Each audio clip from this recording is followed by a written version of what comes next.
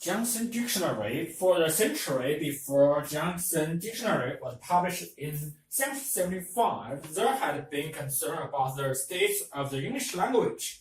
There was no standard way of speaking or writing and no arguments as to the best way of bringing some order to the chaos of English spelling. During Dr.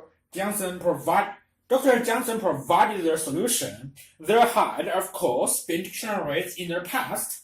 The first of these being a little book of some 120 pages, compiled by a certain Robert Calloway, published in 1604 under the title A Table Alphabetical of the Hard Unusual English Words, like the various dictionaries that came after it during the 17th century.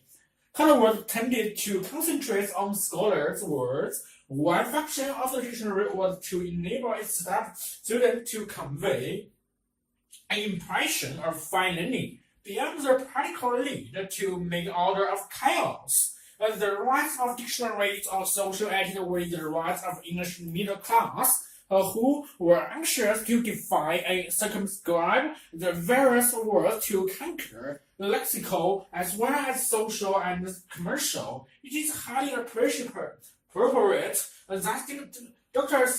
Samuel Johnson, the fine modern of an 18th century literary man, as famous in his own time and in ours, should have published his dictionary at the very beginning of the heyday of the middle class. Johnson was a poet and critical who writes common sense to the height of genius. His approach to the problem that had already worried writers throughout the late 17th and earlier 18th centuries was intensely practical. Until his time, the task of producing a dictionary on such a large scale had seemed impossible without the establishment of an academy to make decisions about right and wrong usage. Johnson decided he did not need an academy to settle arguments about a language. He would write a dictionary himself, and he would do it single-handed. Johnson signed the dictionary for the dictionary with the bookseller Robert Dawsley at the breakfast held at the Golden Anchor Inn near Holborn Bar in 18 June 1764. He was to be paid 1,575 in installments, and from this he took money to rent 70 Golf Square, in which he set up his dictionary workshop. Johnson Boswell, his biographer, described the garret where Johnson worked as fitted up like a counting house, with a long desk running down the middle at which the copying clerks would work standing up. Johnson himself was stationed on a rickety chair at an old crazy deal table, surrounded by a chaos of borrowed books. He was also helped by 6 assistants, 2 of whom died whilst the dictionary was still in preparation. The work was immense, and filling about 18 notebooks, and without a library to hand, Johnson wrote a definition of over 40,000 words and illustrated the many meanings with some 140,000 quotations drawn from English writing on every subject. From the Elizabeth to his own time, he did not expect to achieve a complete originality. Walking to the line, he had to join on the best of all previous dictionaries, and to make it work one of heroic successes. In fact, it was very much more. Unlike his predecessors, Johnson treated English very particularly. As a living language with many different shades of meaning, he adapted his definition on the principle of English common law according to precedents. After his publication, his dictionary was not seriously rivaled for over a century. After many vicissitudes, the dictionary was finally published on April 1775 is instantly recognized as a landmark throughout Europe. This is a very noble work. Thus, the leading Italian lexicographer would be perpetual moments of fame to the author, an honor to his own country in particular, and a general benefit to the Republic of Letters throughout Europe. The fact that Johnson had taken on the academics of Europe and merged them, everyone knew that 40 French academics had taken 40 years to produce the first French national dictionary was cause for much English celebration. Johnson had worked for 9 years with little assistance of the learned and without any patronage of the great, not in the source of obscurities of retirement or under the shelter of academic powers, but amidst inconvenience and destruction, in sickness and in sorrow, for all his faults and eccentricities, he took value work is a masterpiece and landmark. In his own words, studying the orthography, displaying the analogy, regulating the structures, and ascertaining the signification of English words is the cornerstone of standard English, an achievement which, in James Bosworth's words, conferred stability on the language of his country. The dictionary, together with his other writing, made Johnson famous, and so it seemed that his friends were able to prevail upon King George III to offer him a pension. From then on, he was to become the Johnson of folklore. Natural. A few years ago, in one of the most fascinating and disturbing experiments in behavioral psychology, suddenly Manigram of University tested 40 subjects from all walks of life for their willingness to obey instructions given by a leader. In the situation in which the subjects must feel a personal distaste for the actions they were called upon to perform, specifically, Manigram told each volunteer, teaching subjects that the experiments were in the lower course of education and was designed to test whether lots publishing pupils for their mistakes would have a positive effects on their pupils' ability to learn. Manigram's experimental setup involved placing the teacher subject before a panel of 30 switches with labels ranging from 50 volts of electricity, slight shock, to 450 volt danger, severe shock, in steps of 15 volts each. The teacher subjects were told that whenever the pupil gave the wrong answer to the question, a shock was to administer. Beginning at the lowest level and increasing in severity with each successive wrong answer, the supposed pupil was in reality an actor hired by Manigram to simulate receiving the shock by emitting a spectrum of growls, screams, and wrestling together with an assortment of settlements and expletive denouncing both the experiment and the experimenter. Manigram told the teacher subject to ignore the reactions of the people and to administer whatever level of shock was called for, as per the rule governing in the experimental situation of the moment. As the experiments unfolded, the people would deliberately give the wrong answer to questions posed by the teacher, thereby running on various electrical punishments, even up to the danger level of 300 volts and beyond. And many of the teacher subjects balked at administering the higher level of the punishments, until 2 Manigram with questioning look and or complaints about continuing the experiments. In this situation, Manigram calmly explained that the teacher subjects were to ignore the pupils' cry for mercy and carry on with the experiment. If the subject was still reluctant to proceed, Manigram said that it was important for the sake of the experiment that the procedure be followed through to the end. His final argument was, You have no other choice. You must go on. What Milligram was trying to discover was the number of teacher subjects who would be willing to administer the highest level of shock, even in the face of strong personal and moral revulsion against the rules and the condition of the experiment.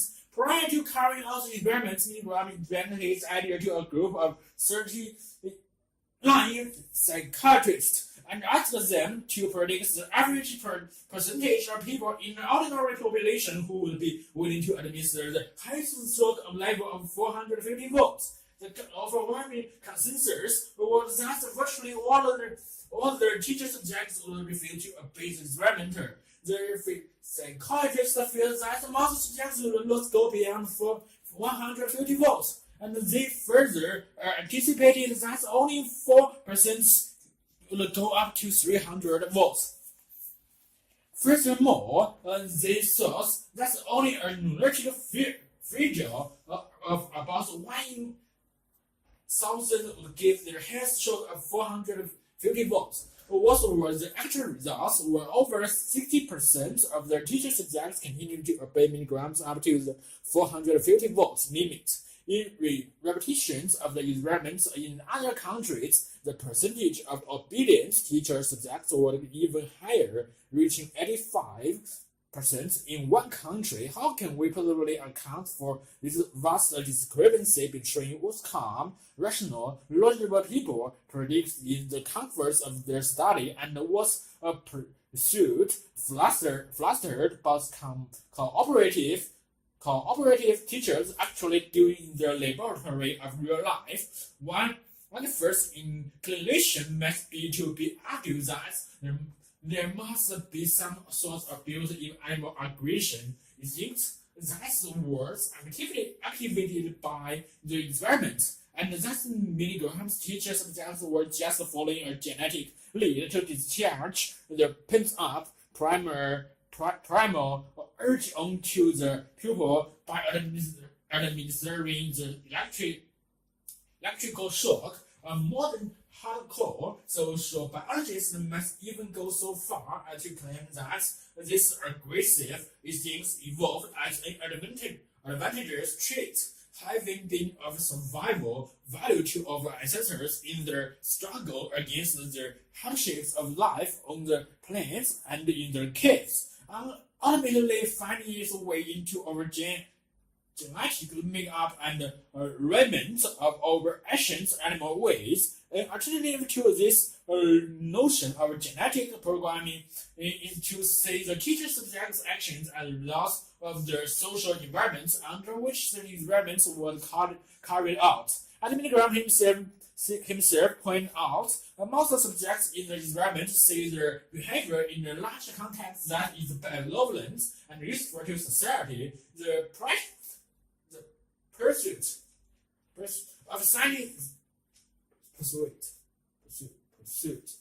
of scientific truth, the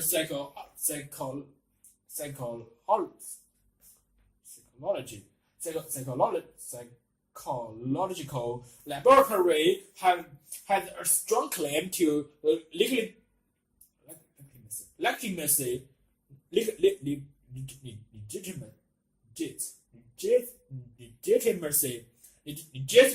and evokes trust and confidence in those who perform their actions, such as shocking a victim, which in isolation appears evil, acquires a completely different meaning when placed in the setting.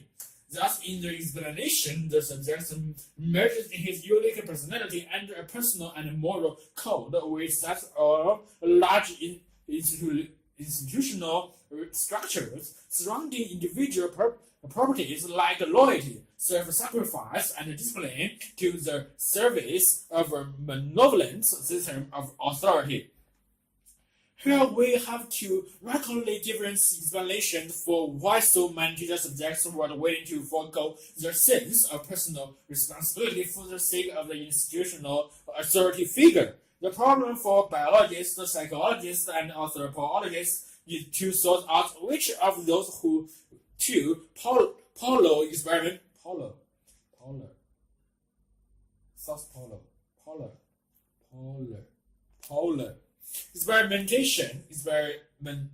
Explanations is more plausible. This, in essence, is the problem of modern social biology. To discover the degree to which hardwired genetic programming exists, or at least a strongly basis.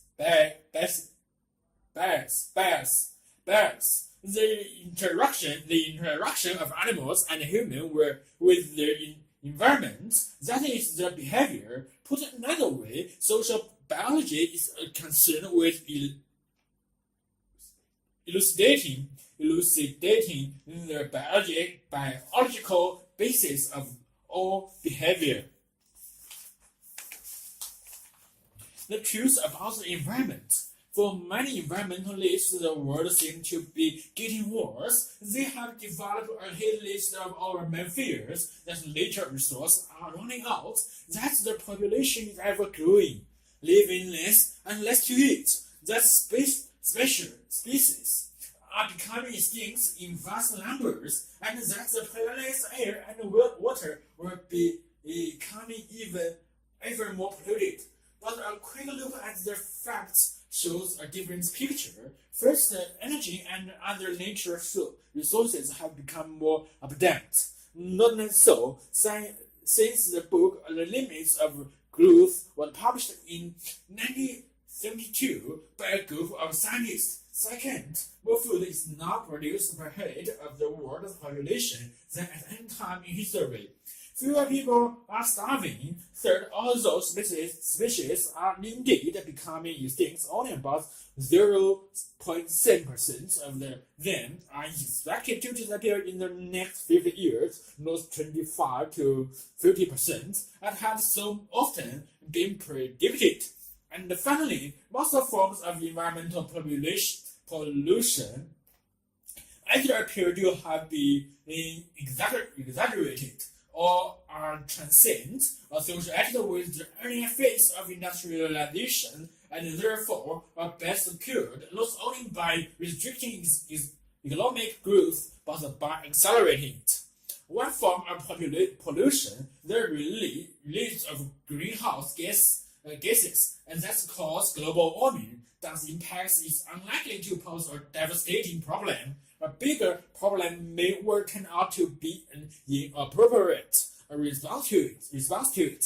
Yes, an opinion poll suggests that many people in nature believe that environmental standards are declining, and four factors seem to cause this disjunction between perception and reality.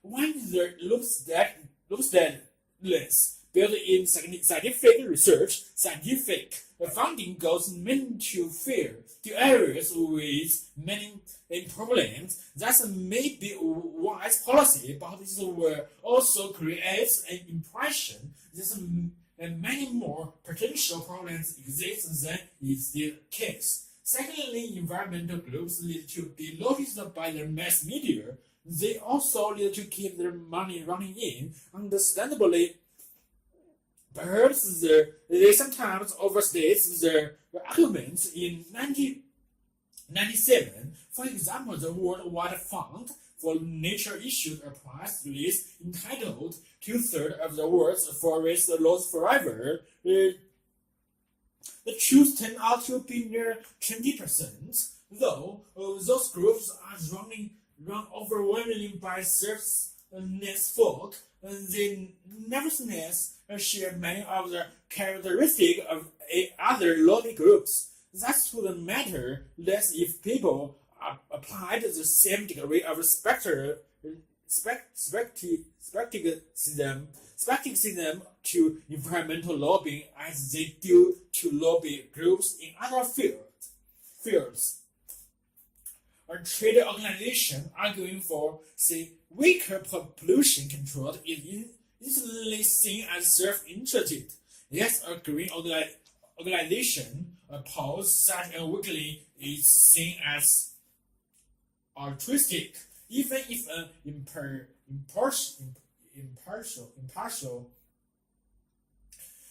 Even if an impartial view of the control is in question may suggest they are doing more harm than good. A third source of confusion is the attitude of the media. People are clearly more curious about bad news than good. Newspapers and broadcasters are there to provide what the public wants. That, however, can lead to significant distortion of perception. An example was Americans' encounter with Lola in 1997 and 1998. This climate phenomenon was accused of weakening tourism, causing allergies, melting the sky slopes, and causing 22 deaths. However, according to an article in the Bulletin of American Meteorological Society, the damage it did was estimated as $4 billion, but the benefits amounted to the sum $19 billion. This comes from higher winter temperature, which saved an estimated 150 lives, reduced the heating costs, and diminished the spring floods caused by melted waters. And the fourth factor is poor individual perception. People worry that the endless rise in the amounts of stuff everyone throws away will cause the world to run out of place to dispose of the waste.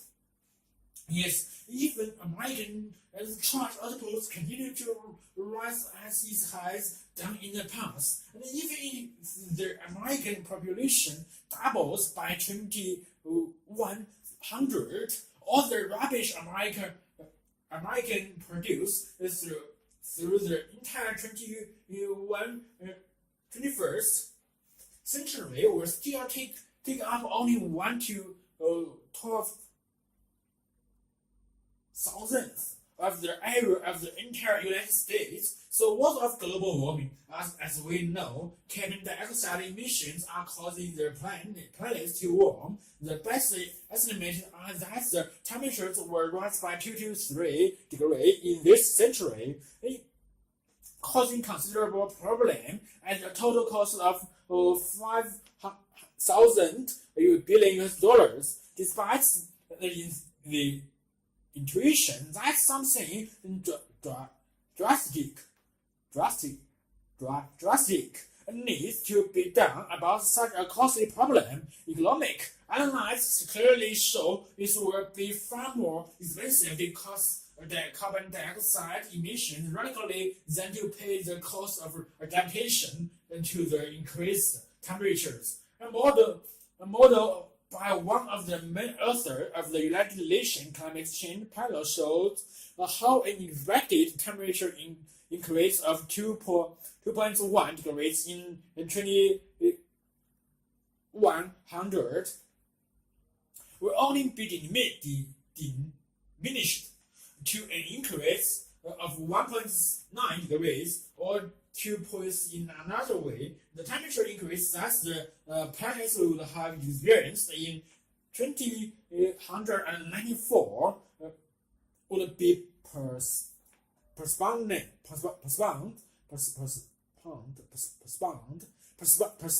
to 2100.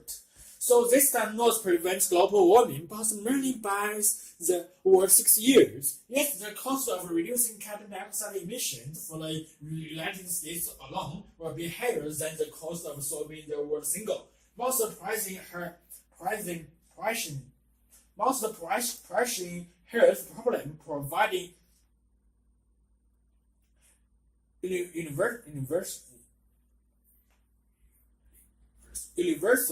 universal access to clean drinking water and sanitation. Such measures would avoid 2 million deaths every year and prevent 500 million people from becoming seriously ill. It is critical that we look at the facts if we want to make the best possible decision for the future. It may be costly to be over-optimistic, but more costly still to be too pessimistic.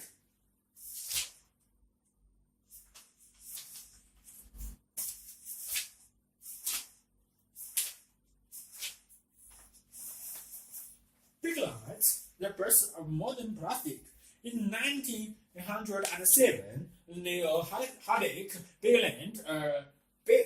Bigland scientist working in New York discovered and patented a revolutionary new synthetic materials. His invention, which he named Biglets, was an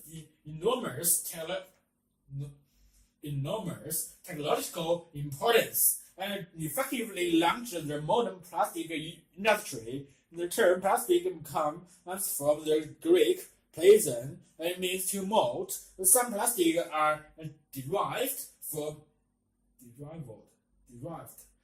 from nature source. Some are synthetic, the result of chemical actions on the nature substance, and some are entirely synthetic. That is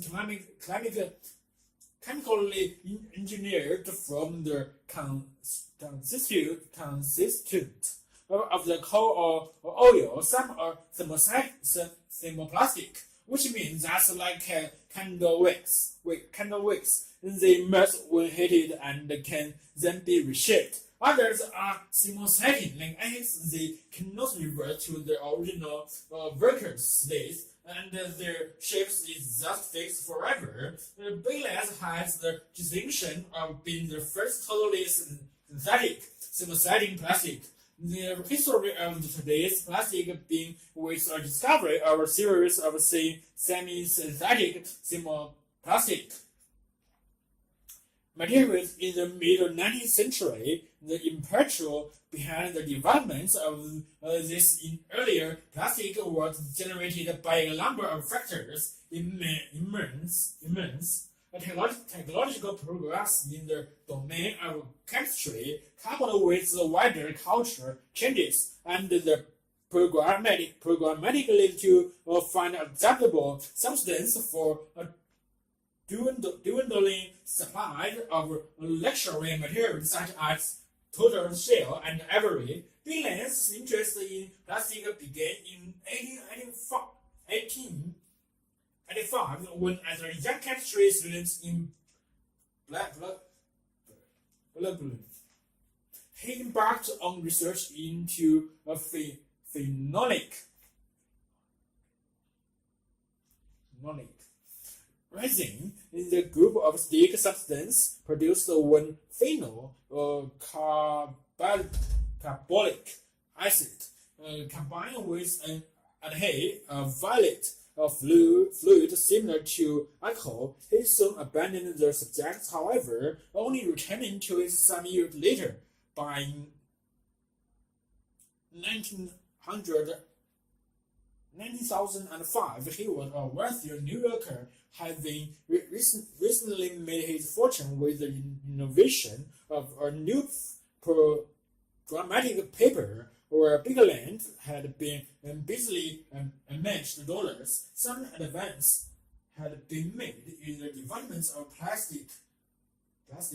In the years 1899 and 1800 had seen the patenting of the first semi-synthetic thermosetting materials that could be manufactured on an industrial scale. In purely scientific terms, Bigland's major contribution to the field is not so much the actual discovery of the material to which he gave his name, but rather method by which a reaction between phenol and formaldehyde could be controlled, and that making possible is preparation on a commercial basis. On 13 July 1907, Bigland took out his famous patent describing its preparation, and the essential feature of which are still in use today.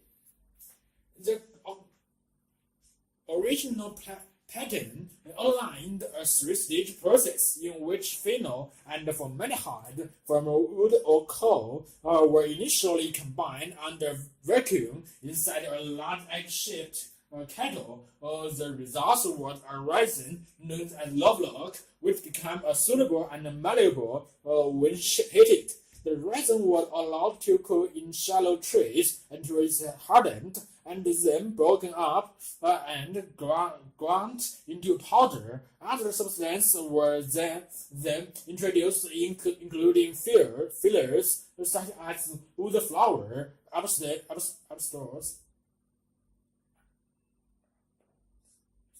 or cotton, which increases strength and moisture resistance. Catalyze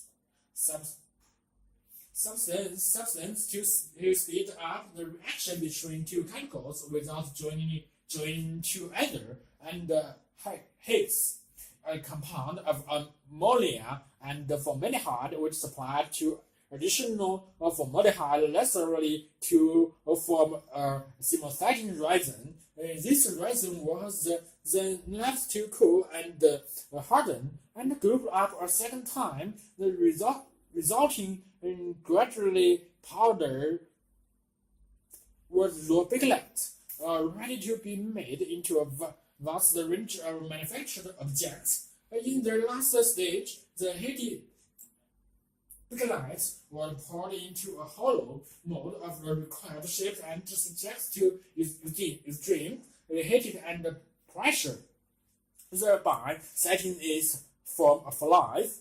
The design of piglets objects, everything from early earring to television sets, was governed to a large extent by the technical requirements of the modeling process. The objects could not be designed so that it was locked into the mold and therefore difficult to extract. A common general rule was that objects should taper towards the deepest parts of the mold, and if necessary, the products were molded in separate pieces. Molds had to be carefully designed so that the molten piglets will flow evenly and completely into the mold. Sharp colors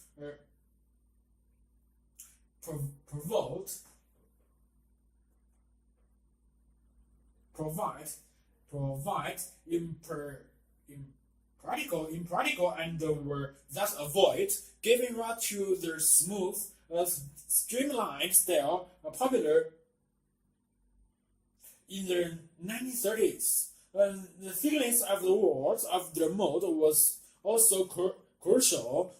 Thick walls took longer to cool and harden, a factor which had to be considered by the designer in order to make the most efficient use of the machines. Billions' invention, although treated with disdain in its early years, went on to enjoy an unparalleled popularity which lasted throughout the first half of the 20th century. It's become the wonder products of the new world of industrial invention, the material of the thousand uses, being both porous and heat resistant. Piglets kitchen goods were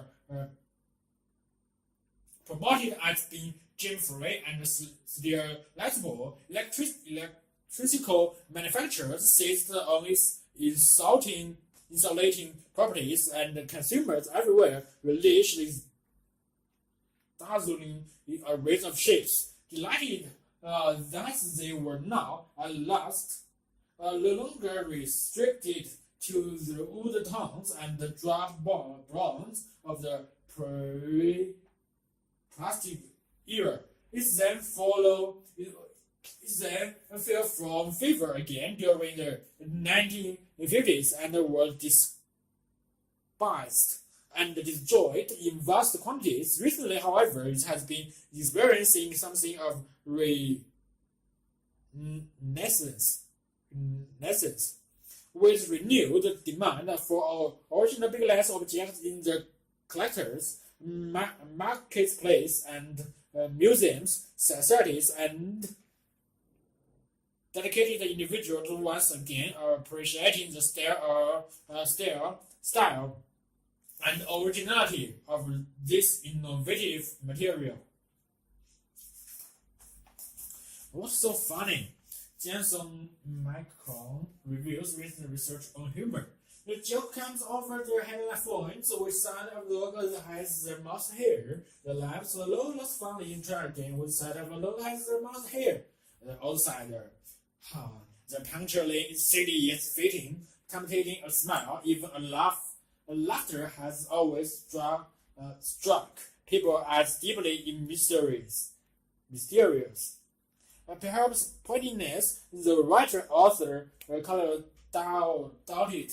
It is the luxury reflects. Unique in that serves the apparent biological purpose. Theories about humor have in ancient pedagogy. Plato expressed the idea that humor is simply a delighted feeling of superiority over others. Kant and Freud felt that joke telling relies on building up a physical tension, which is severely punctured by the ridiculousness of the punchline. But most modern humor theories have settled on some version of altruistic belief that jokes are based on a reaction to a resolution of incongruity. When the punchline is either a nonsense or though appearing in silly has a clever second meaning. In Grammy reached a computational linguistic in Edinburgh studies the linguistic structure of a joke in order to understand not only humor but language understanding and reasoning in machines. It says that where there is no single format of jokes, many revolve around a sudden and surprising conceptual shift. A comedian who creates a situation followed by an unexpected interpretation that is also apt. So even a punchline sounds silly, the listener can see there is a clever thematic fit, and that sudden mental aha is the bounce that makes us laugh. Viewed from this angle, humor is just a form of creative insight, a sudden leap to a new perspective. However, there's another type of laughter, the laughter of social appeasement, and it's important to understand this too plays a crucial part of development in most young mammals. Rats produce an altruistic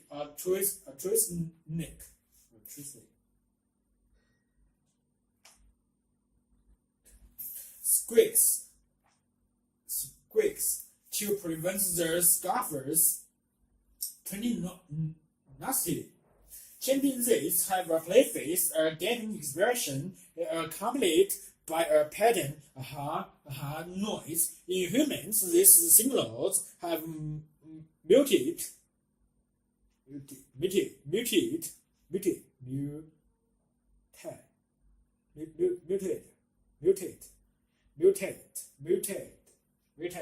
into smells and laughs. Researchers believe social situations rather than contemplative events such as jokes triggered those instinctual makers of play or appeasement. People laugh on fairground ride or when tackled to flag a play situation. Whether they feel amused or not, both social and cognitive types of laughter tap into the same expression machinery in our brains. The emotion and the motor circuits that produce smells and excited vocalizations. However, if cognitive laughter is the product of more general source processes, it should result from more expensive brain activity.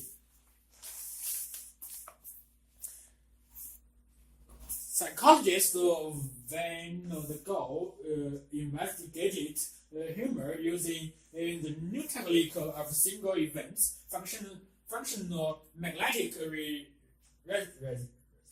resonance imaging fMRI. An MRI scanner uses magnetic fields and radio waves to track the changes in oxygenated blood that's accompany mental activity. Until recently, MRI scanners needed several minutes of activity and so could not be used to track rapid thought processes such as comprehending a joke. New developments now allow half-second snapshots of all sorts of reasoning and problem-solving activities. Although Goldfield's being inside a brain scanner was hardly the ideal place for appreciating a joke, he found evidence that understanding a joke involves a widespread mental shift. His scans showed that at the beginning of a joke, the listener's prefrontal cortex lit up,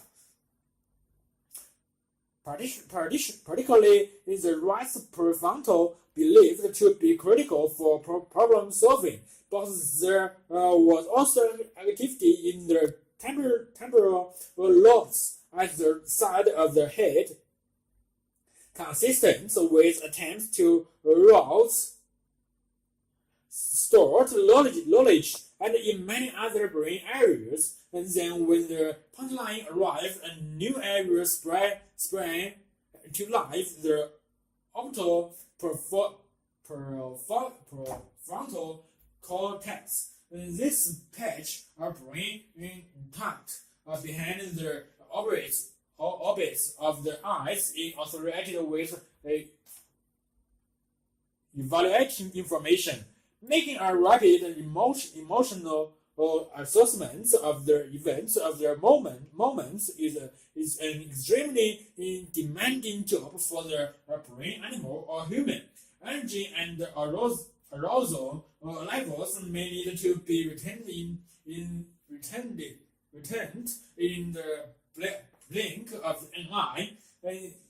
These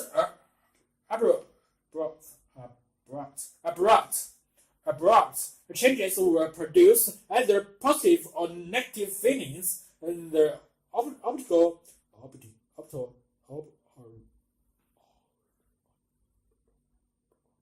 orbit.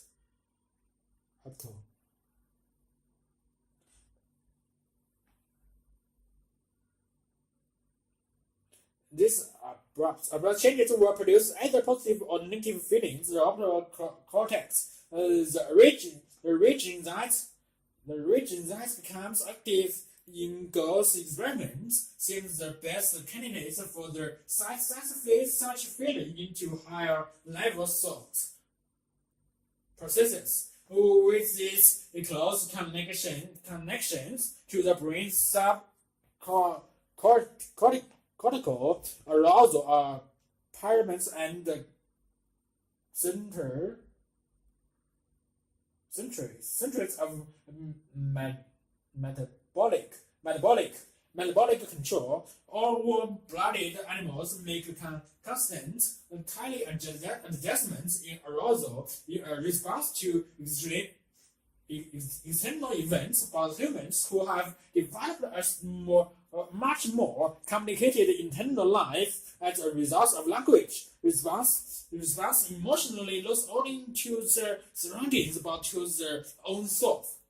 Whenever a thoughtful answer snaps into place, there's a shoulder of police regulation, creative discovery, being pleasurable. Human has learned to find ways of milking in this nature response. The fact that just taps into our general evaluative machinery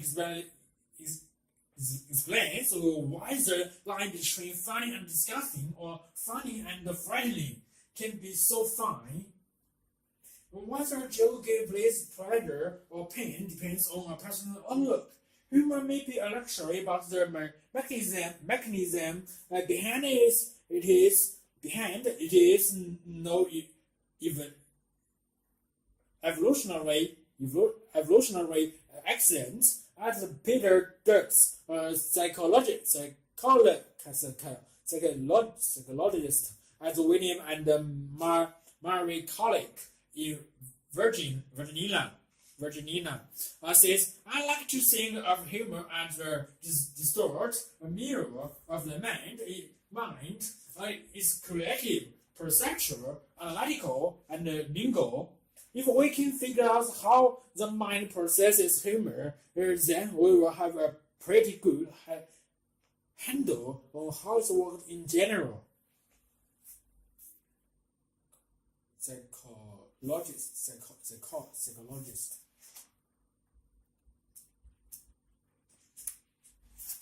The birth of scientific English.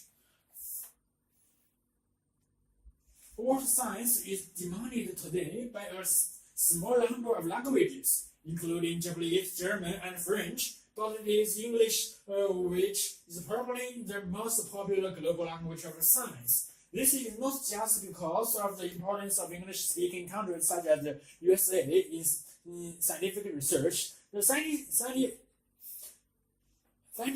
of many non-English-speaking countries find that they need to write their research papers in English to reach a wider international audience. Given the promise of scientific English today, it may seem surprising that no one really knows how to write things in English become the 17th century. Before that, Latin was regarded as a lingua franca for European intellectuals. The European Renaissance is sometimes called the arrival of learning, a time of renewed interest in the lost language of the classical times. At the same time, however, scholars also began to test the existence of this language. The emergent relation states of European developed competitive interest in world exploration and the departments of trade, such expansion, which was to take the English language west to America and east to India, was supported by scientific developments such as the discovery of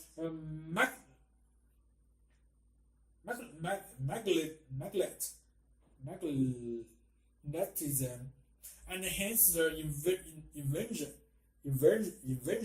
of the compass, improvements in calligraphy, and perhaps the most important scientific revolution of them all, the new theories of astronomy and the moments of the Earth in relation to the planets and the stars, developed by Copernicus. England was one of the first countries where scientists adapted and published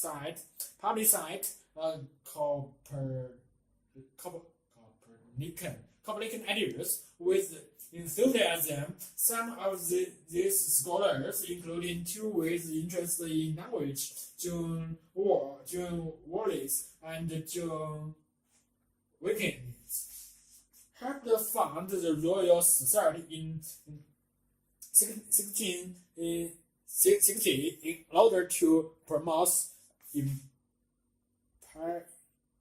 empirical scientific research across European. Similar academics and the society arose, creating new national tradition of science. In the initial stages of the scientific revolution, most publications in the national languages were popular works. Encyclopedia, educational textbooks, and translations. Original science was lost during English until the second half of the 17th century. For example, Newton published his mathematical treatise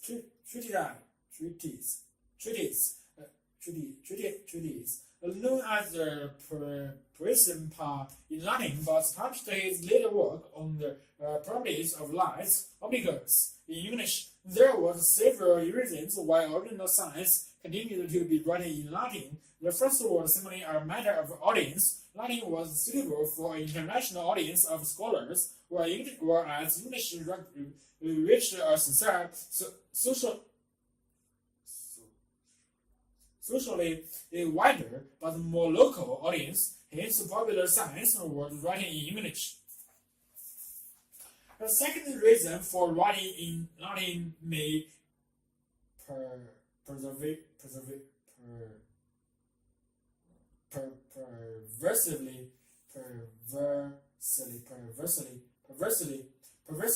it have been a concern for secrecy. Open publication had dangers in putting into the public domain and preliminary ideas which had not yet been fully exploited by their author. This growing concern about intellectual property rights was a feature of the period. It reflected about the humanity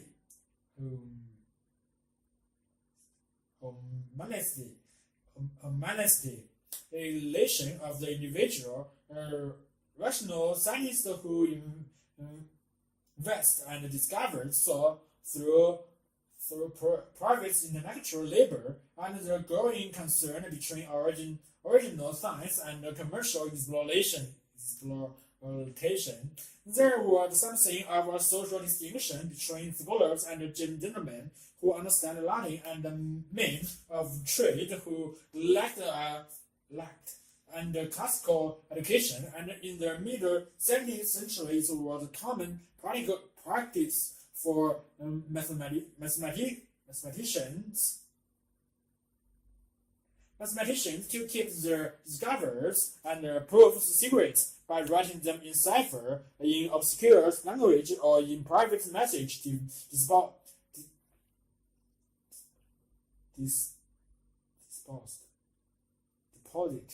deposited in a sealed box with a royal society. Some scientists might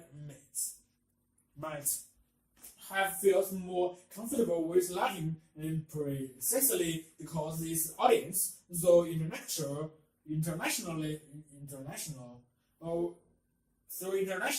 was so socially restricted.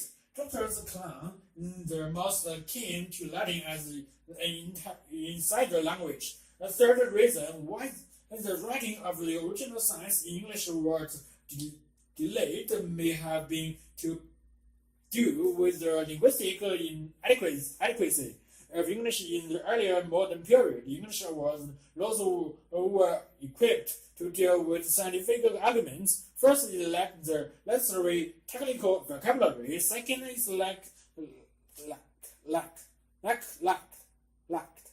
the grammatical resources required to represent the word in an objective and impersonal way, and to discuss the relation, such as causes and effects, that might hold between complex and hypothetical entities. Fortunately, several members of the Royal Society posed an interest in language and become engaged in various linguistic projects. Also, a proposal in 1564 to establish a community for improving the English language came too little. The Society's members did a great deal to foster the publication of science in English and to encourage the development of a suitable writing style. Many members of the Royal Society also published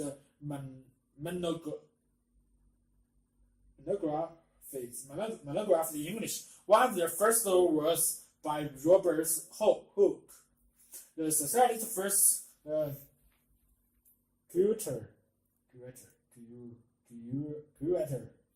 of experiments, who described his experiments with a microscope in 1665. This work is largely narrative in style, based on a transcript of oral demonstration and lectures. In 1665, a new scientific journal, philosophical transactions was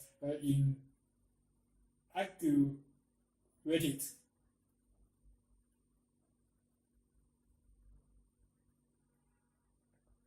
Perhaps the first international English language scientific journal is encouraged the new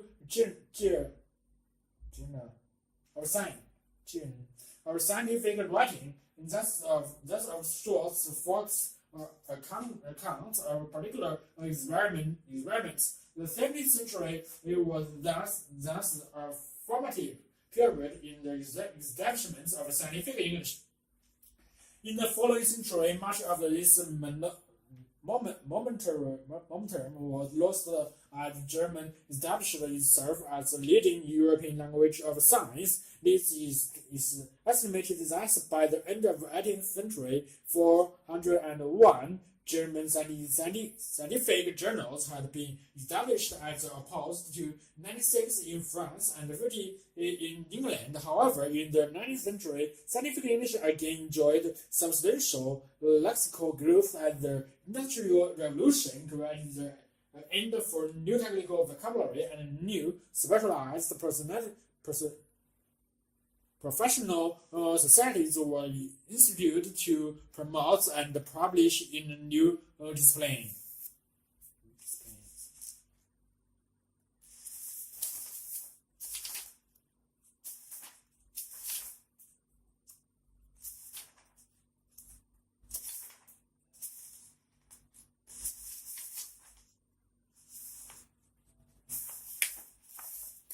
Early childhood education. New Zealand National Party spokesman on education, Dr. Locke Smith, recently visited the US and Britain. Here, the reports on the finding of his trip and what they could mean for New Zealand's education policy. Education to be more was published last August. It was a report of New Zealand government's early childhood care and education working group. The report argued for enhanced equality of access and better funding for child care and early childhood education institutions. Unquestionably, that's a real need, but since parents don't normally send children to preschool until the age of 3, and we missing also on the most important years of all. A 30-year study of early childhood development on Harvard University has shown that by the age of 3, most children have the potential to understand about 1,000 words, most of the languages they will use in ordinary conversation for the rest of their lives. Furthermore, research has shown that where early child is born with a natural personality, it can be surprised dramatically during the second and third year of life. Researchers claim that the human personality is formed during the first 2 years of life, and during the first 3 years, children learn the basic skills they will use in all their little learning, both at home and school. Once over the age of 3, children continue to expand existing knowledge of the world. It is generally acknowledged that young people from poor social economic backgrounds tend to do less well in our education system. That's all observed not just in New Zealand, but also in Australia. Britain and America in an attempt to overcome that educational underachievement, a nationwide program called Head Start was launched in the United States in 1965. A lot of money was poured into it. It looked into children into preschool institutions of the age of 3 and was supposed to have the children of poor families success in school.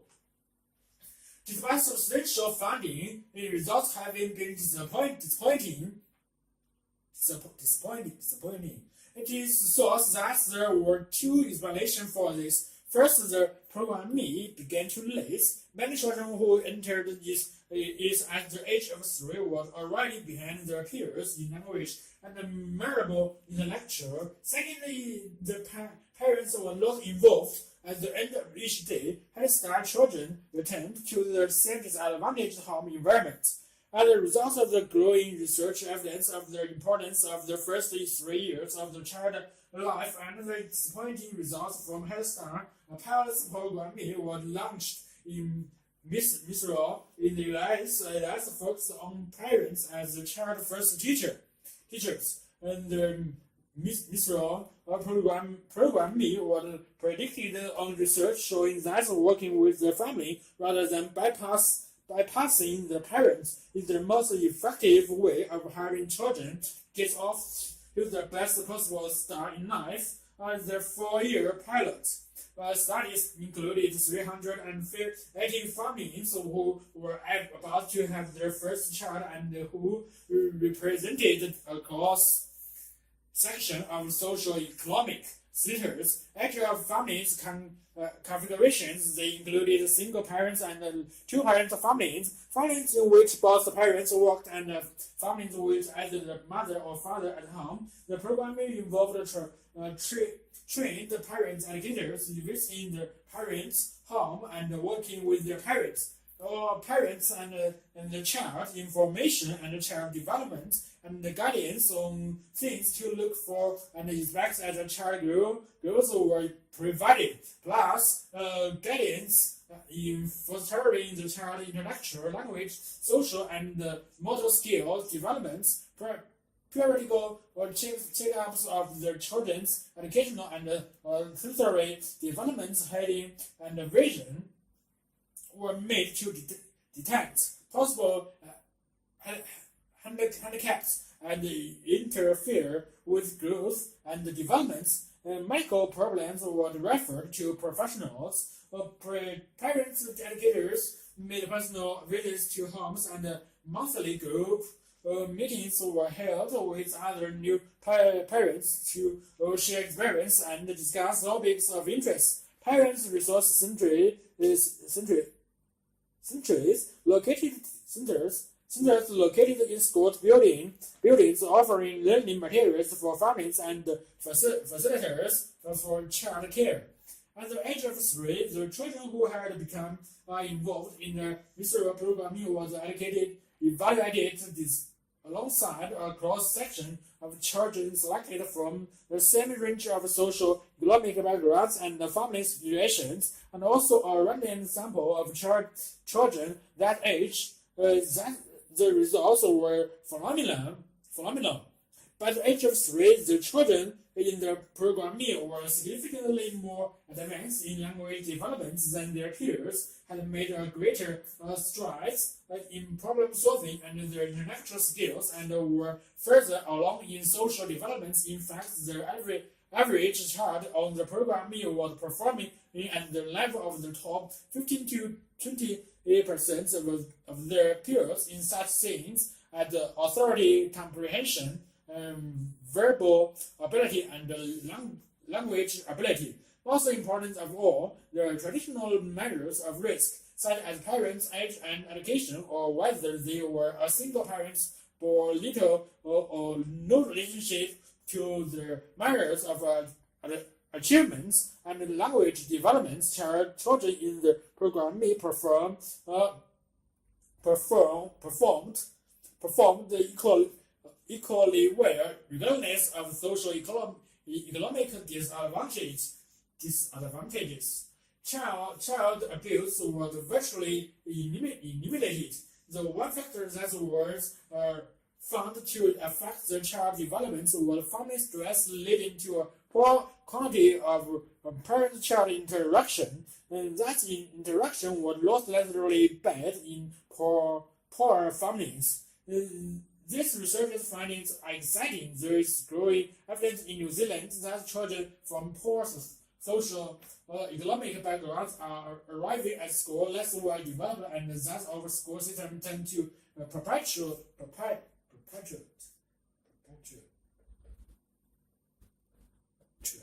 perpetuates that disadvantage.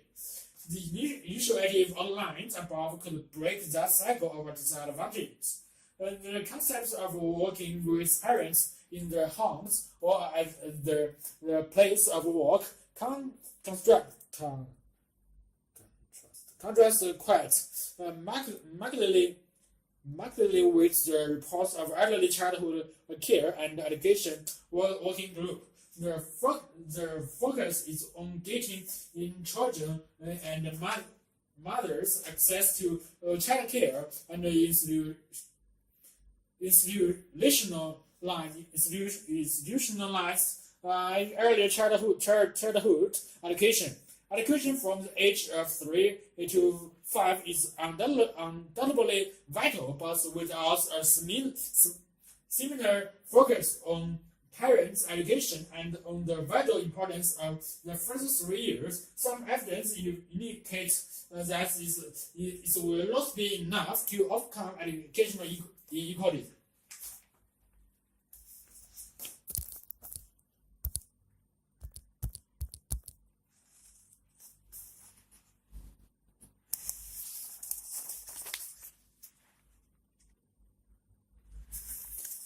Disappearing data. The fertile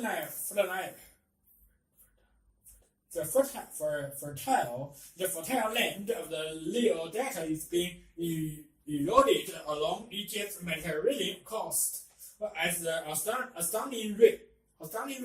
It is in some parts estimated at 100 meters per year. In the past, the land scalded away from the coastline by the currents of the Mediterranean Sea used to be replaced by sediments brought down to the delta by the river Nile. But this is no longer happening. Until now, people have blamed this north of delta land on the two large dams.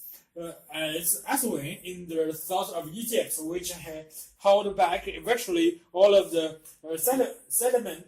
sediments that used to flow down the river. Before the dams were built, the river flowed freely, carrying huge quantities of sediments lost from Africa's interior to be deposited on the Nile Delta. This continued for 7,000 years, eventually covering a region of over 22,000 square kilometers with layers of fertile slates. The annual flooding brought in new, nutrient-rich soil to the delta region, replacing what had been washed away by the sea and dispensing with the lead for fertilizer in Egypt's richest food-growing area. But when the Aswan Dam was constructed in the 20th century to provide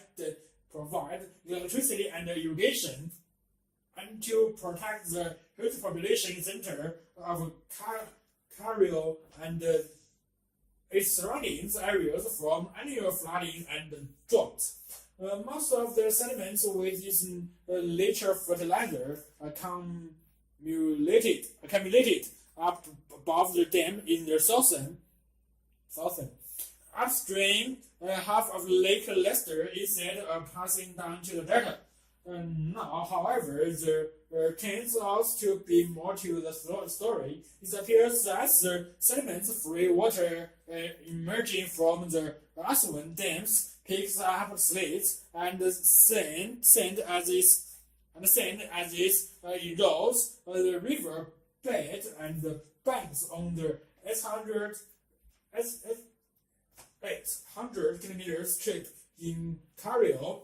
Daniel Jean Stanley of the Smithsonian Institute noticed that the water samples taken in Cairo just before the river entered the delta indicated that the river sometimes carried more than 850 grams of sediments per cubic meter of water. Almost half of what is carried before the dams were built.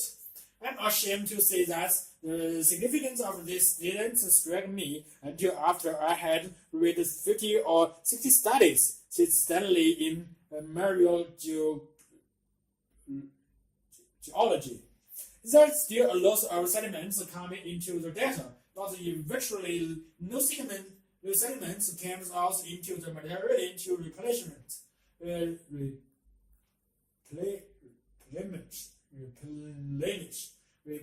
the coastline, so these sediments must be trapped on the delta itself.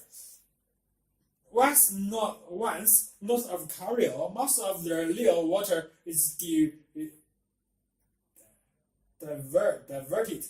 diverted into the more than 10,000 kilometers of the irrigation canals, and only a small proportion reaches to the sea directly through the rivers in the delta.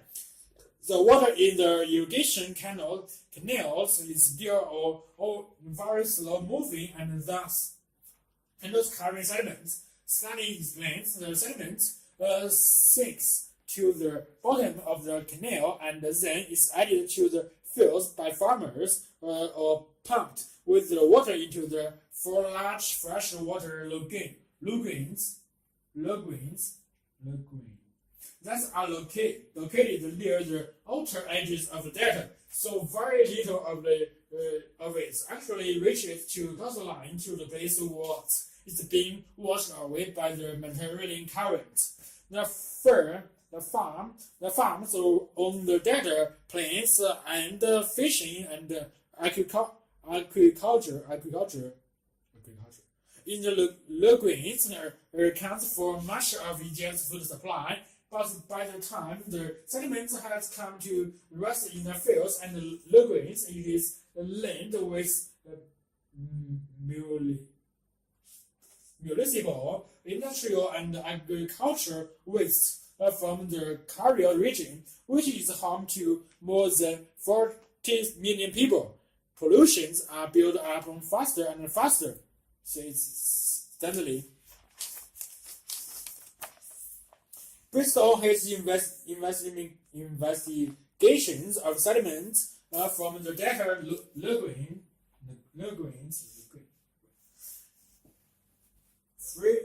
Friedel Seat of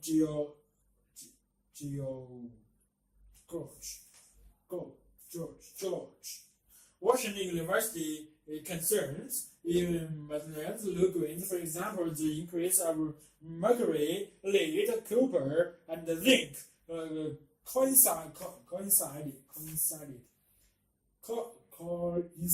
coincided with the building of the high dams at Aswan, the availability of cheap electricity, and the development of the major power-based industries. He says, since that's the time, the concentration of mercury has increased significantly in lead for engines that use lead fuels, and for other industrial sources has also increased dramatically. This poison can easily enter the food chain, or affecting the productivity of fishing and farming. Another problem is that agricultural waste include fertilizer, which simulates increase in plants' growth in the lagoons and upsets the ecology of the area, with serious effects on the fishing industry. According to Segal, international environment organizations are beginning to pay closer attention to the region, partly because of the problem of erosion and pollution of the Nile Delta, but principally because they fear the impact this situation could have on the whole Mediterranean coastal ecosystem. But there are no easy solutions. In the immediate future, Stanley believes that one solution would be to make artificial floods to flush out the delta waterways in the same way that nature floods did before the construction of the dams.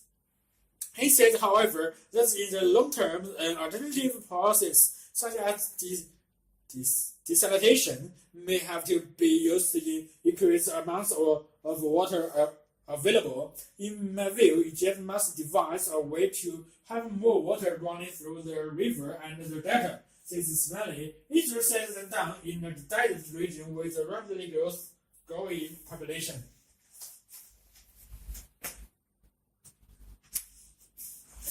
The return of artificial intelligence. After years in the wilderness, the term artificial intelligence (AI) seems poised to make a comeback. AI was big in the 1980s but vanished in the 1990s. It re-entered public consensus.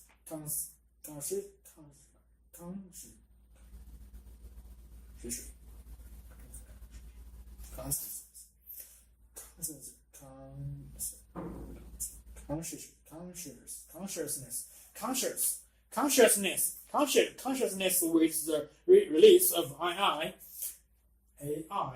a movie about a robot. Boy, this is speculative. Public debates about AI, but the term is also being used once more within the computer industry. Researchers, executives, and marketing people are now using the expression without irony or inverted commas, and it is not always hip. The term is being applied with some justifications to a product that depends on technology that was originally developed by AI researchers. Admittedly, the rehabilitation of the term has a long way to go, and some firms still prefer to avoid using it. But the fact that others are starting to use it again suggests that AI has moved on from being seen as an over-ambitious and underachieving field of research. The field was launched and the term artificial intelligence coined and at a conference in 1956 by a group of researchers that include Marine Minsky, John Michael Grady, Herbert Simon, and Alan Newell, all of whom went on to become leading figures in the field. The expression provided an abstract but informative name for a research program that encompasses such previously disparate fields as operations research, cybernetics, logic, and computer science. The goal this year was an attempt to capture or mimic human abilities using machines. As different groups of researchers attacked different problems, from speech recognition to cheats playing in different ways. AI unfilled the field name only, but it was a term that captures the public imagination. Most researchers agree that AI peaked around 1985. A public reeled on science fiction movies and excited by the growing power of computer and high excitations. For years, AI researchers had implied that a breakthrough was just around the corner. Marvin Minsky said in 1967 that within a generation, that problem of creating artificial intelligence would be substantially solved. Prototypes of Michael diagnosis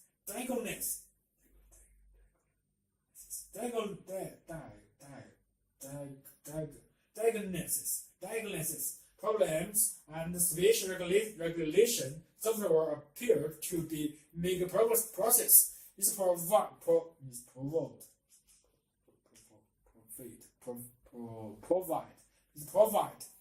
provided to be a full storm. Thinking computers and household robots failed to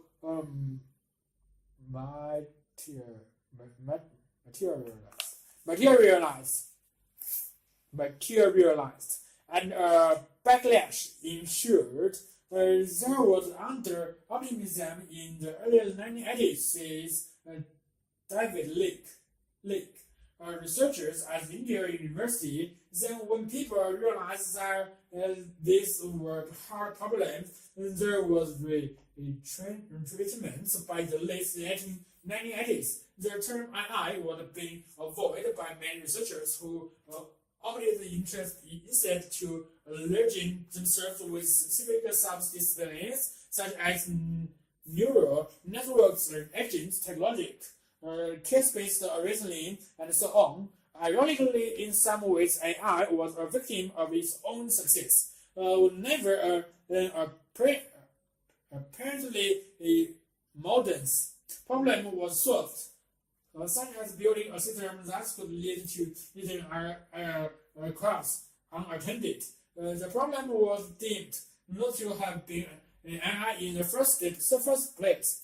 If it works, it can't be AI, as Dr. Lake characterized it. The efforts of repeatedly moving the goalposts in this way was that AI came to refer to blue sky. Researchers that were still years away from commercialization.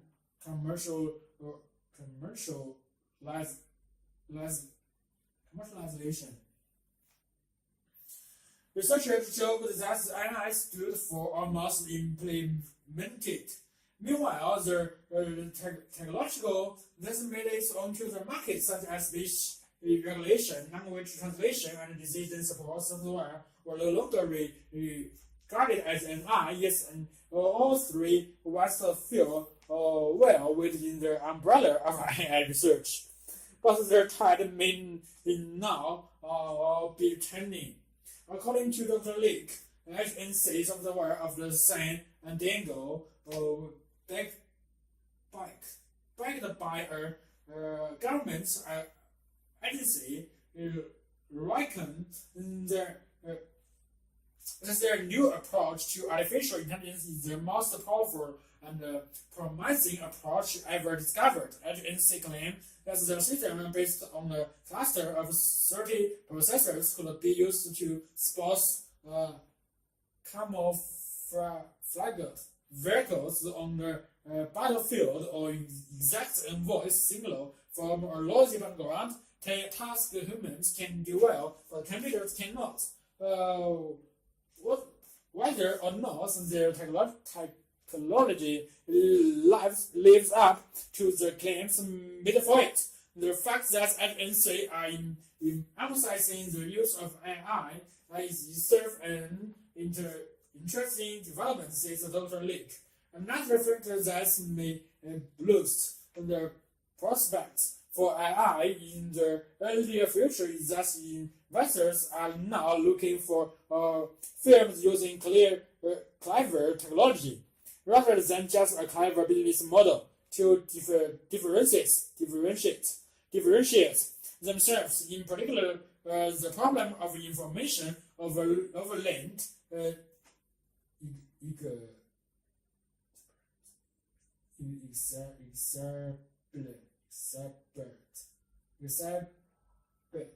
exacerbate by the growth of the email and the explosion in the numbers of web pages means there are plenty of opportunities for new technology to help filter and categorize information. Classical AI problems doesn't mean that more artificial intelligence companies will start to emerge to meet this challenge. The 1969 film 2001 Space Obesity it featured an intellectual computer called HIL 9000. as well as understanding and speaking English. HIL could play chess and even learn to liberate. HIL thus encapsulated the optimism of the 1930s that intellectual computers would be widespread by 2001, but 2001 has been and gone, and there is still no sign of HIL-like computer. Individual systems can play chess or transcribe speech, but a general theory of machine intelligence still remains elusive. It may be, however, that the comparison with HIL no longer seems quite so important, and AI can now be judged by what it can do rather than by how well it matches up to the 30-year-old science fiction film. People are beginning to realize that there are impressive things that this system can do, says Dr. Lick. Hopefully.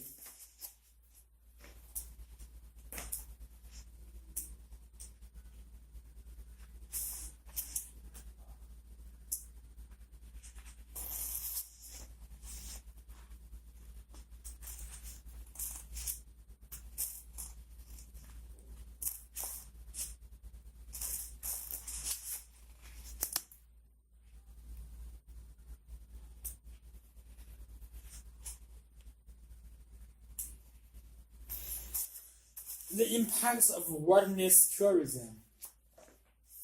The market for tourism in remote areas is booming as never before. Countries all across the world are actively promoting the wilderness regions such as mountains, Arctic lands, deserts, small islands, and wastelands to high-spreading tourists. The attraction of these areas is obvious by definition. Wilderness tourism as the requires little or no initial investment, but that does not mean that there is no cost. As the 1992 United Nations Conference on Environment and Development recognized these regions are fragile. For example, highly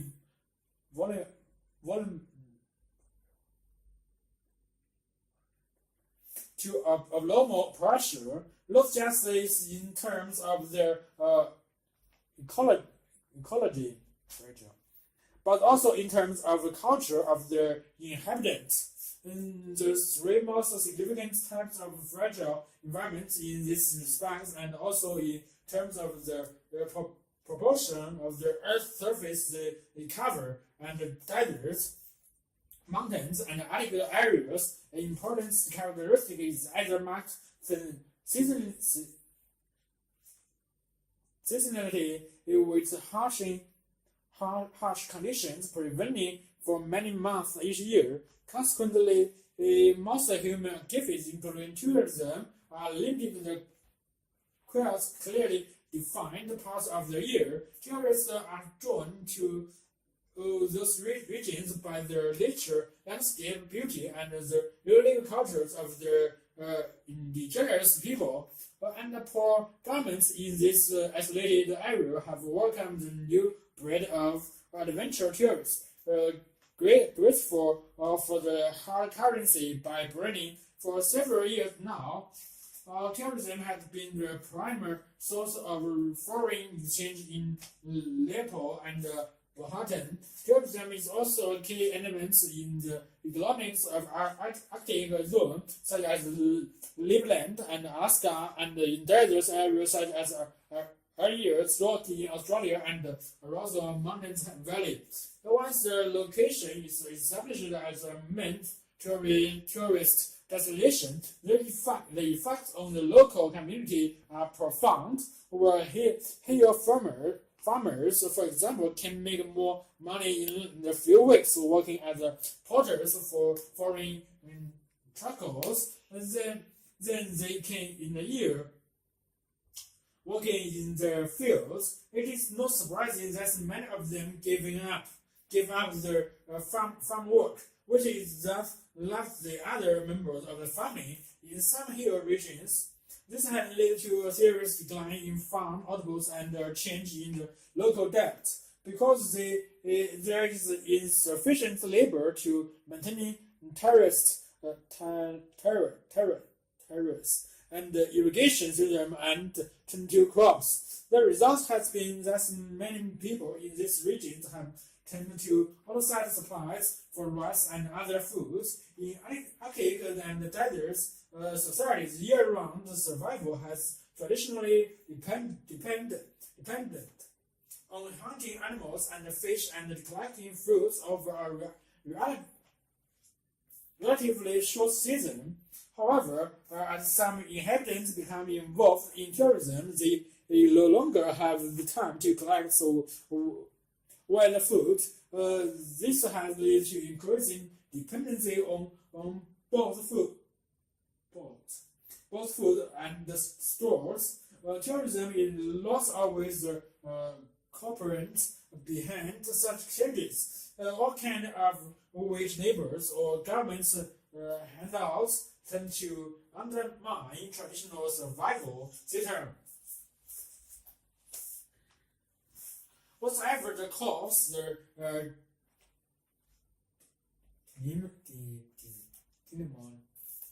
dilemma is always the same. What happens if this new external source of income dry up? The fiscal impact of visitors is another serious problem associated with the growth in the adventure tourism. Much attention has focused on building along major trails, but perhaps more important are the deforestation and the impacts on water supplies arising from the need to provide tourism with cooked food and hot showers. In both mountains and deserts, so growing trees are often the main source of fuel, and water supplies may be limited or vulnerable to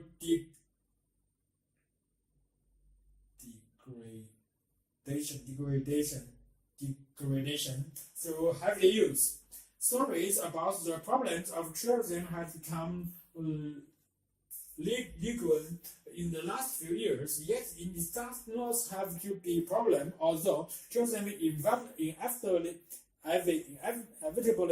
affects the region in which it takes place. The cause of this fragile environment and their local cultures can be minimized. Indeed, it can even be a vehicle for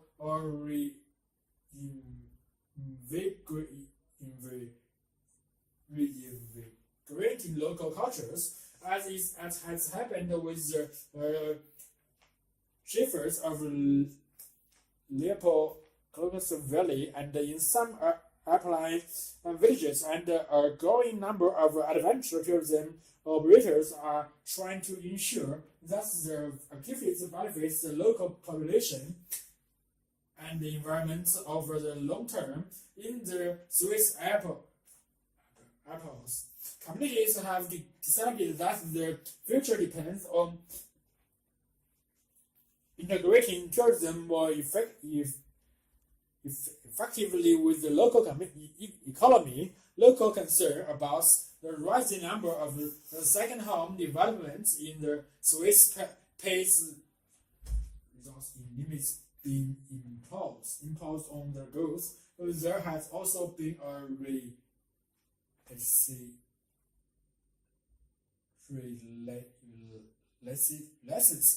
lessons in communal cheese production in the area, providing the local with a reliable source of income that loss depends on outside visitors. Many of the Arctic tourism destinations have been exploited by outside companies who employ transit workers and repatriate most of the profits to their home base. But some Arctic communities are now operating tour businesses themselves, thereby ensure that their benefits occur locally. For instance, a native corporation in Alaska employing local people is running an air tour from Anchorage to Kotzebue, where tourists eat Arctic food over on the tundra and watch local musicians and dancers. Native people in the desert regions of the American Southwest have followed similar strategies in encouraging tourists to visit their pueblos and reservations to purchase high-quality handicrafts and artwork. The Koma and San Indians have established a highly profitable pottery businesses, whereas the Navajo and the Hop groups have been similar successful with jewelry. Too many people living in the fragile environment have lost control over their economies. Their culture and their environment. When tourism has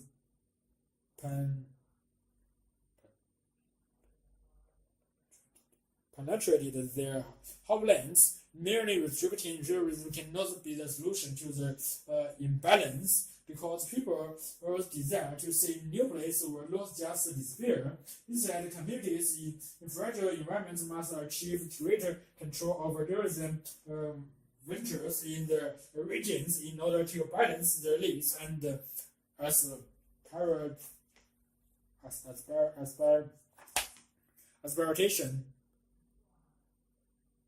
aspiration with the demands of tourism. A growing number of communities are demonstrating that with firm communal decision making, this is possible. The critical question now is whether this can become the normal rather than the exception. Flawed beauty, the problem with Taft glasses. On 2nd August 1999, a particularly hot day in the town of in the UK, a large pan of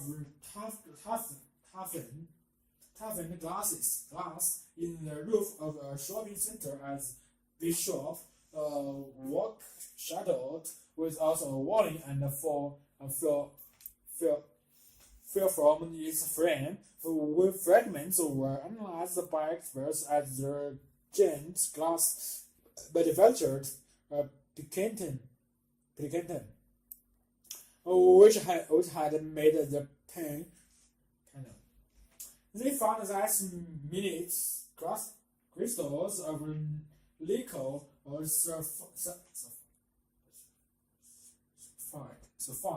trapped inside the glass had almost certainly caused the failure. The glass industry is aware of this issue, says Brian Warden, chairman of the Standards Committee at the Glass and Glazing Federation, a British trade association, and the Standards Development official, as Pilkington. But they insist that cases are few and far between. It is a very real phenomenon. It says others disagree. On average, I see about 1, 2, or 2 buildings a month suffering from legal sulfide.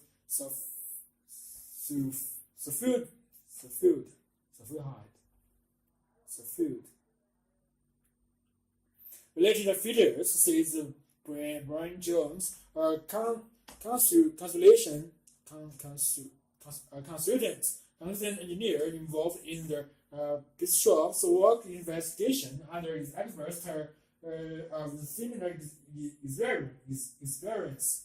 Tony Wilmot of London-based consulting engineers, Sandberg and Simon Amos at the Caltech associated in Hampshire, both say they knew of hardened of cases. What you hear is only the tip of the iceberg, says the Ford. A glass expert has resolved the engineer in Brisbane, Queensland. He believes the reason is simple. No one wants bad price. Toughened glass is found everywhere, from cars and bus shutters to the windows, walls, and the roofs of thousands of buildings around the world. It's easy to see why. This glass has 5 times the strength of standard glass, and when it does break, it's shattered into tiny cubits rather than large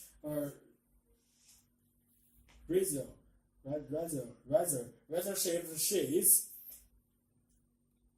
Optics love it because large panels can be bottled together to make transparent walls and terminate into ceilings and floors. It's almost as easy. It is made by heating sheets of ordinary glass to about 620 degrees to soften it slightly, allow its structure to expand, and then cooling it rapidly with jets of cold air. This causes the outer layer of the paint to contract and solidify because the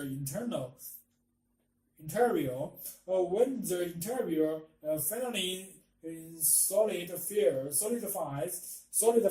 and shrinkens, it exerts a pull on the outer layer that leaves this in permanent compression and produce a tensile force inside the glass as cracks propellage based in materials under tension.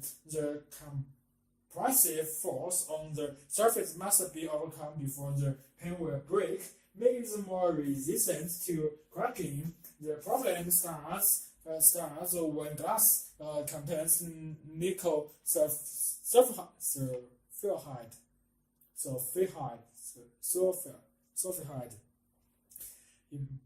properties. Trace amounts of nickel and sulfide are usually present in the raw materials used to make glass, and nickel can also be introduced by fragments of nickel alloys falling into the molten glass. As the glass is heated, this atom reacts to form tiny crystal of nickel sulfide. Just a tenth of the gram of nickel is in the furnace can create up to 50,000 crystals. These crystals can exist in 2 forms: a dense form called the amplified phase, which is stable at high temperatures, and a less dense form called the beta phase, which is stable at room temperatures. The high temperatures used in the sourcing process converts all the crystal to the dense complex alpha form, but the substance cooling is so rapid that the crystal don't have time to change back to the beta phase. This leaves unstable of a crystal in the glass, primed like a coin. coiled spring ready to reverse to the beta phase without walling. When this happens, the crystal expands by up to 4%, and if they are in the central tensile region of the pen, and the stresses these lashes can shadow two whole sheets. The time that lapse before failure occurs is unpredictable. This could happen just a month after manufacture or decades later. Although if the glass is heated by sunlight, for example, the process is speed up. Ironically, this grinding dot of consulating engineers in London, the earliest pen of toughened glass known to have failed due to legal sulfide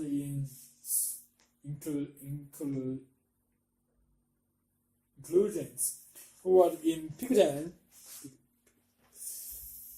that's research building in London last year. The pen was 27 years old. Data showing the scale of the legal sulfide problem is almost impossible to find. The picture is made more complicated by the fact that this crystal occurs in batches. So even if on average there is only one inclusion in 7 tons of glass, if you experience one legal sulfide failure in your building, that probably means you have got a problem in more than one panel. Joyce says that in the last decades, he has worked on over 15 billion buildings with the number of failures into double figures. One of the worst examples of this is Waterfront Place, which was completed in 1990. Over the following decades, the 40-story Brisbane block suffered a rush of failures at the panes of its toughened glass due to inclusions before experts were finally called in. John Barry, an expert in nickel sulfide contamination in the University of Queensland, analyzed every glass pane in the building using a studio camera. A photographer went up in the cradle to take photos of every pane, and these were scanned under a modified microfiche reader for signs of liquid sulfide crystals. We discovered at least another 120 pens with potentially dangerous inclusions, which were then replaced. Says Barry. This was a very expensive and time-consuming process that took around 6 months to complete, though the project cost 1.6 million, nearly 700 pounds. The alternative, recladding the entire building, it would have cost 10 times as much.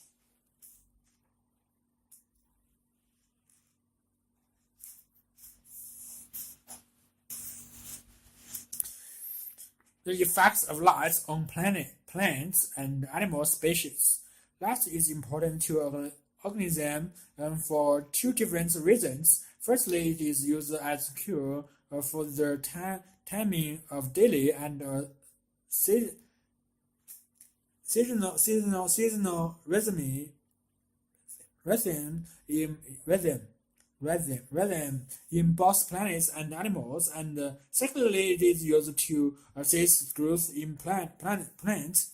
Breeding in most organisms occurs during parts of the year only, and so a reliable cure is needed to trigger breeding behavior. Day length is an excellent cure because it provides a perfect, predictable pattern of change within the year. In the temperate zone, temperature zone in spring, temperatures fluctuate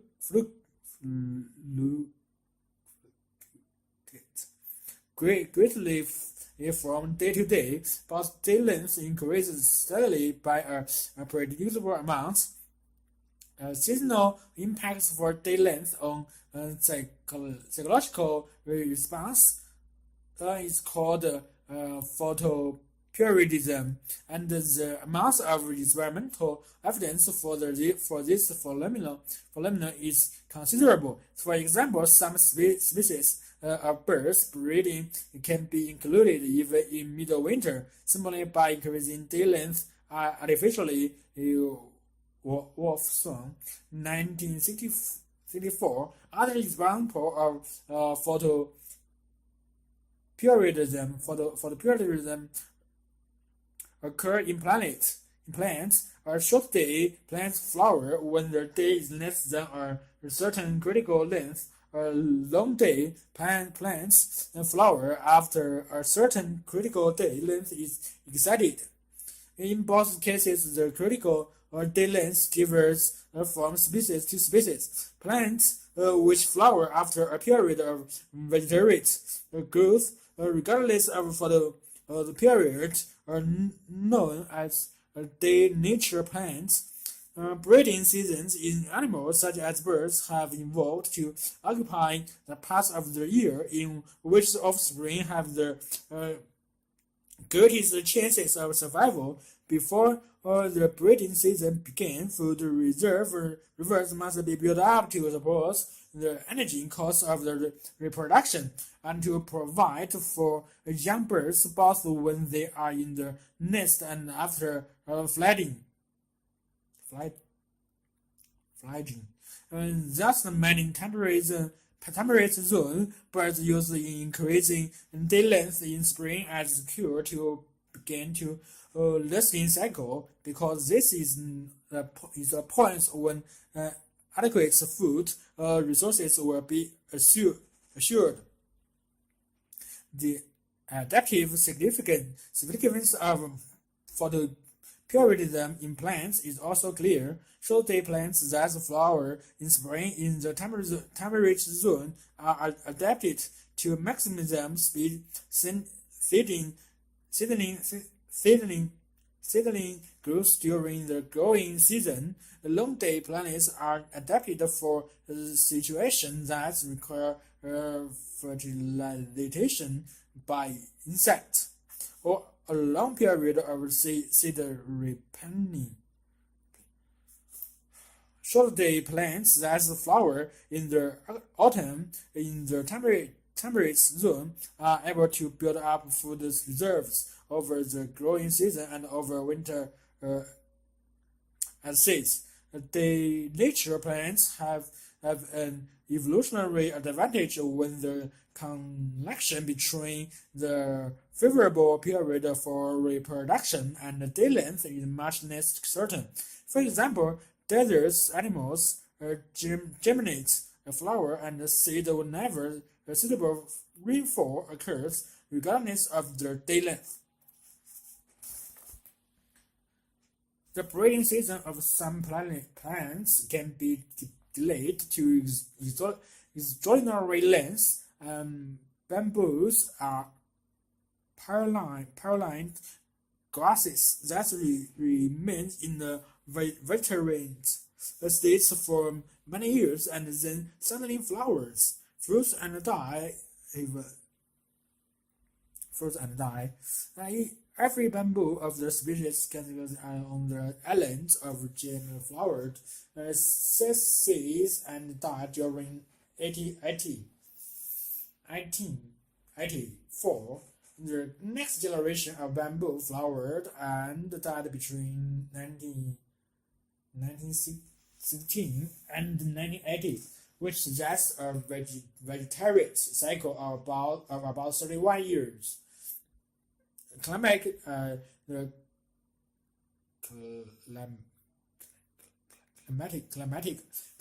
trigger for this flowering cycle is not yet known, but the adaptive, and the adaptive significance is clear. The simultaneous production of masses of bamboo seeds, in some cases lying 12 to 15 centimeters deep on the ground, is more than all the seed-eating animals can incorporate at a time, so that some seeds escape being eaten and growing up to form the next generation. It was 1976. The second reason lies is important to organism is that it is essential for photosynthesis. This is the process by which plants use energy from the sun to convert carbon from soil or water into organic material for growth. The rate of photosynthesis in the plants can be measured by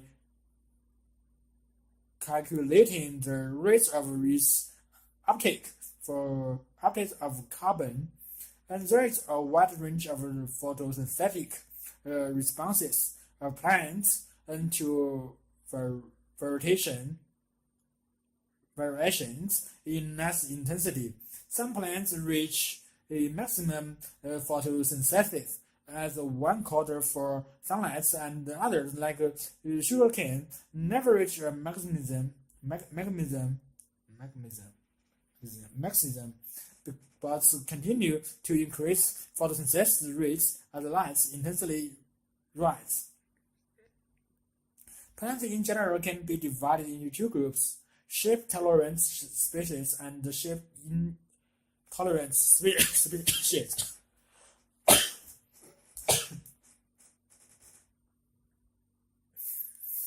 This classification is commonly used in forestry and horticulture. Shade-tolerant plants have lower photosynthetic rates and hence have lower growth rates than those of shade-intolerant species. Plant species become adapted to living in a certain kind of habitat, and in the process evolve a series of characteristics that prevents them from occupying other habitats. Green 1966 that light may be one of the major components directing this adaptation. For example, Eastern hemlock seedlings are shade-tolerant. They can survive in the forest understory under very low light level because they have a low photosynthetic rate.